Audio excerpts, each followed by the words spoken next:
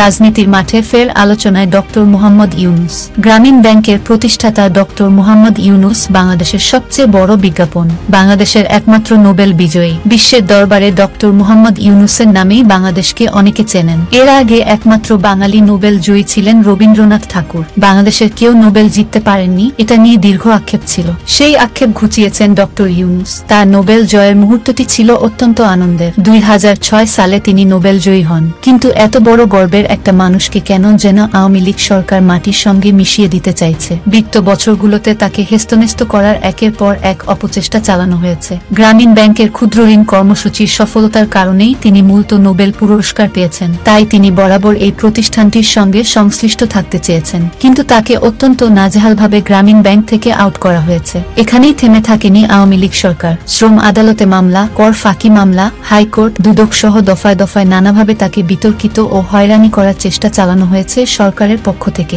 সর্বশেষ গত 5 জুন তাকে শ্রম আদালতের কাঠগড়ায় দাঁড় করিয়েও এই নোবেল জয়ীকে হেস্তনেস্ত করা হয়েছে। কিন্তু এতে কি ডক্টর ইউনূসের ভাবমূর্তির উচ্চতা একটুও হ্রাস পেয়েছে? বরং বিশ্বের দরবারে ডক্টর মোহাম্মদ ইউনূসের ভাবমূর্তি নোবেল বিজয়ের তুলনায় আরও অনেক বেড়েছে বিগত বছরগুলোতে। 2021 সাল পর্যন্ত ডক্টর ইউনূস প্রায় 145টি পুরস্কার অর্জন করেছেন। সারা পৃথিবীর 48টি বিশ্ববিদ্যালয় তাকে সম্মানসূচক ডক্টরেট ডিগ্রি প্রদান করেছে। 2021 সালের জুলাইয়ে doctor Mohammad Yunus Olympic laurel অ্যাওয়ার্ডে ভূষিত হন। জাপানের রাজধানী টোকিওতে অলিম্পিক গেমসের উদ্বোধনী অনুষ্ঠানে তাকে এই অ্যাওয়ার্ডে ভূষিত করা হয়। চলতি বছরের 9 এপ্রিল জাতিসংঘের জিরো ওয়েস্ট অ্যাডভাইজরি বোর্ড সদস্য নিযুক্ত করা হয় তাকে। বর্তমানে তিনি জাতিসংঘের এই উপদেষ্টা বোর্ডে হিসেবে আছেন। শুধু বিশ্বের দরবারেই নয়, বস্তুত বাংলাদেশের মানুষের কাছেও ডক্টর ইউনূসের জনপ্রিয়তা আগের চেয়ে অনেক বেড়েছে। সরকার নানাভাবে তাকে হে বা বিতর্কিত করতে চাইলেও ফল হচ্ছে উল্টো। এতে বরং তার জনপ্রিয়তা দিনকে দিন বেড়ে যাচ্ছে।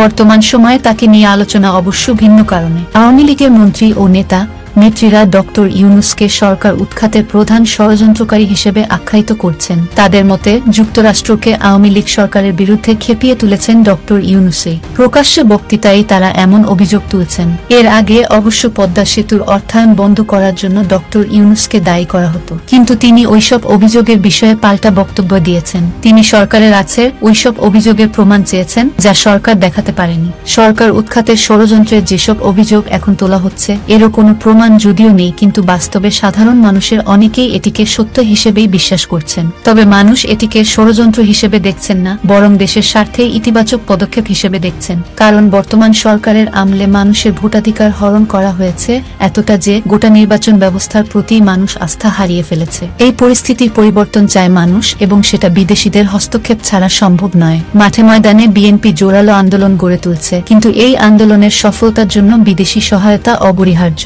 যুক্তরাষ্ট্র এবং তাদের মিত্রদের কঠোর পদক্ষেপের কারণে বাংলাদেশের সাধারণ মানুষ এখন ভোটাধিকার ফিরে পাওয়ার আশার আলো দেখছে। শুধু ভোটাধিকারই নয়, বিগত বছরগুলোতে এত লুটপাট অর্থপাচার হয়েছে যে দেশের গোটা অর্থনীতি এখন ধ্বংসের দ্বারপ্রান্তে। অর্থনীতির প্রত্যেকটি সেক্টর করুণ অবস্থায় পড়েছে। এছাড়া আইন শৃঙ্খলার অবনতি, সামাজিক অন্যায় নিয়ম সহ নানা কারণে মানুষ এখন হাঁসফাঁস করছে। কোন রকমে এই অবস্থার উত্তরণ চাইছে। তাই সরকারি দল আওয়ামী লীগ যদিও ডক্টর মোহাম্মদ ইউনূসকে সরকার উৎখাতের ষড়যন্ত্রকারী হিসেবে চিত্রিত করার চেষ্টা চালাচ্ছে, কিন্তু দেশের মানুষ তাকে ভিন্নভাবে নিজেদের মনে স্থান দিচ্ছেন। উভয় কারণেই এ মুহূর্তে দেশের সর্বোচ্চ আলোচনায় রয়েছেন ডক্টর ইউনূস।